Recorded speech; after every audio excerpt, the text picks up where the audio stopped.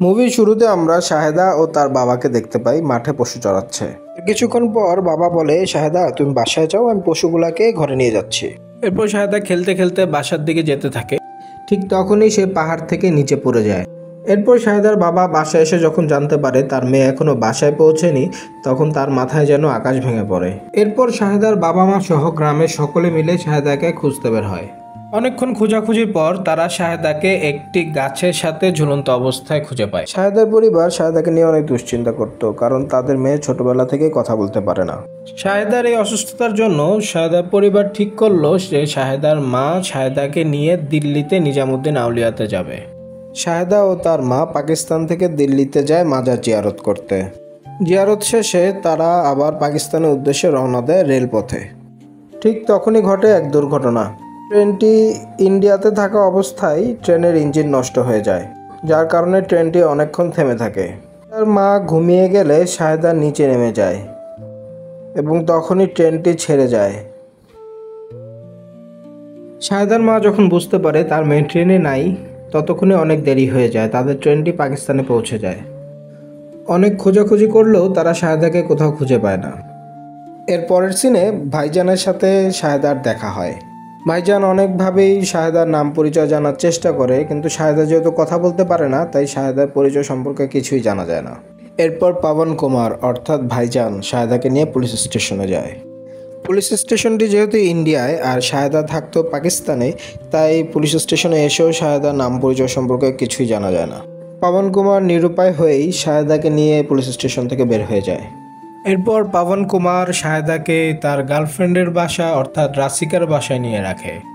রাসিকার বাসায় সবাই মিলে ইন্ডিয়া ও পাকিস্তানের খেলা দেখছিল। খেলা দেখার এক পর্যায়ে শাহেদা সবাইকে অবাক করে দিয়ে পাকিস্তানকে সাপোর্ট করে। তখন ফাইনালি সবাই বুঝতে পারে যে শাহেদা অ্যাকচুয়ালি পাকিস্তানের। এর মধ্যে ঘটে যায় আরেক দুর্ঘটনা। ইন্ডিয়া আর পাকিস্তানের এক দ্বন্দ্বের কারণে দুই দেশের মধ্যে সকল ভিসা কার্যক্রম বন্ধ হয়ে যায়। এই অবস্থায় শাহেদাকে পাকিস্তানে তার নিজ বাসায় পৌঁছে দেওয়ার আর কোনো পথই খোলা থাকে না। এর পরের সিনে আমরা দেখতে পাই এক ব্যক্তি কিছু টাকার বিনিময়ে শাহেদাকে পাকিস্তানে পৌঁছে দেওয়ার প্রতিশ্রুতি দেয়। পাবন কুমার শাহেদাকে সেই লোকের কাছে রেখে আসে এই ভেবে যে শাহেদা তার নিজ দেশে পৌঁছে যাবে।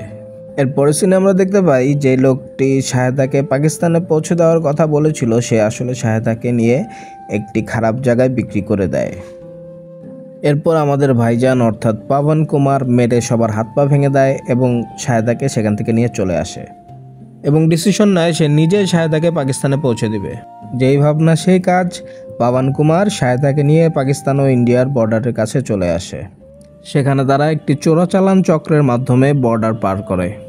ফাইনালি পাবন কুমার শাহেদাকে নিয়ে পাকিস্তানে আসতে সক্ষম হয়।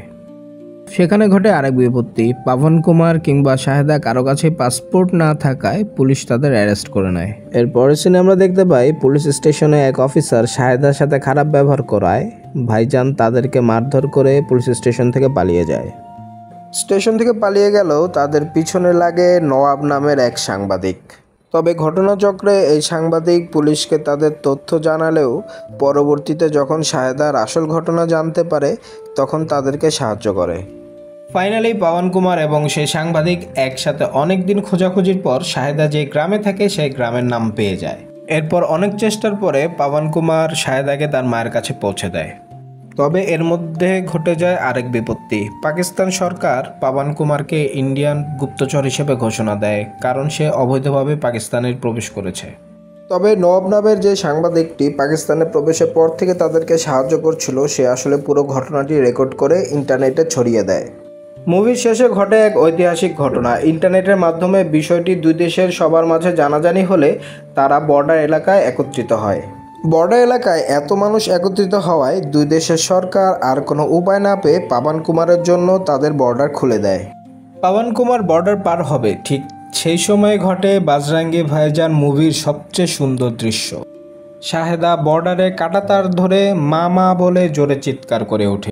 হ্যাঁ, আসলে ভালোবাসা এমনই এক জিনিস, যে মেয়েটি জীবনে কোনোদিন কথা বলেনি সেও চিৎকার করে মামা বলে ডেকেছে। এই ইমোশনাল দৃশ্যটির সাথে সাথেই শেষ হয়ে যায় বাজরাঙ্গি ভাইজান মুভিটি। ভিডিওটি ভালো লাগলে অবশ্যই লাইক এবং কমেন্ট করবেন এবং পরবর্তী ভিডিওর জন্য চ্যানেলটি সাবস্ক্রাইব করবেন।